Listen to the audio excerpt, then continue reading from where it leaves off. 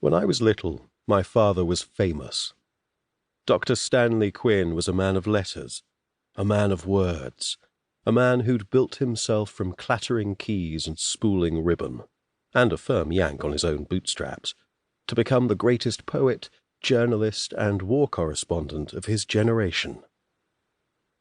In real terms, this meant that I grew up without my father around, although, as I remember it, he always seemed strangely present. Throughout his many absences, my father endured as an active part of my life. His picture in the press, his thoughts in broadsheet black ink that rubbed off on my fingers, his disembodied voice from inside our kitchen radio. To a child of perhaps 3 or 4, it seemed as if my father only ever left home by degrees. His name, his voice, his picture were always there for me, always around to watch over us. Even now, almost 30 years later, my father returns, although far less frequently.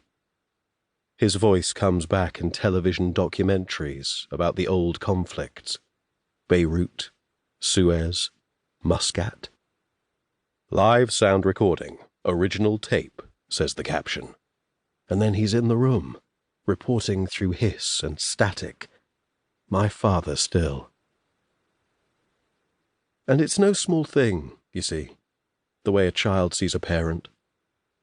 The world comes in through our mothers and our fathers like light through a stained glass window, and our infant selves can't help but be coloured by it, then and forever. To me, Dr. Stanley Quinn was always a man dismantled, and Alexandra Quinn, well, she was always a woman fading away. As a child, it never occurred to me as strange that my mother spent all of her days in bed. Not until years later. At the time, I simply assumed that it was how things should be. And, to tell you the truth, I liked it. The mornings and evenings of my very early life would be spent upstairs with her in our home in the country, talking and listening to her read from one of the many books that filled every corner of our house. My mother was a beautiful woman, pale and delicate, with the kind of hair that lights up like a halo in the sun. Even as an adult, I've never been able to equate the knowledge of what was happening to her, that her illness was growing ever more severe, with how I remember the changes she underwent. She simply became softer, paler, lighter, more other somehow, more somewhere else. As far as I can remember, there were no bad days, no coughing fits, no unpleasant deterioration. Simply the impression of her becoming less of one thing and more of another. She spoke quietly and read to me every day in that gentle voice. We soon exhausted all the children's books we had in the house and moved on to the heaped shelves of my parents' collection.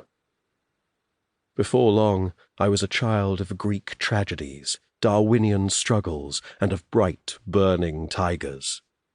She read aloud the words of great thinkers, writers, and artists from all across history.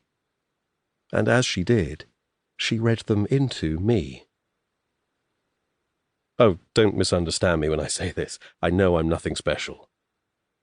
What I am, I've often thought, is a little garden shed, a rickety box of old reclaimed planks lifted from the great houses of Dickens and Darwin, topped off with cracked and fallen slates from Herman Melville's home.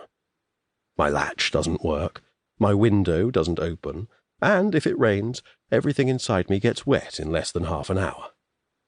And, well, that's okay, you know? That's just how it is. And I minded a lot less than I could. Because here's the thing. Learning and growing were never what kept me climbing up those creaky old stairs with the next heavy hardback clutched tight to my chest all that time ago. All that mattered were the quiet hours with my mother, sitting on the bed, listening to her gentle words as they came. It was only years later that I understood how the stories that she read had become a part of me, worked into my skin and my blood by the quality of her voice, and the uncomplicated love that illuminated and defined those times.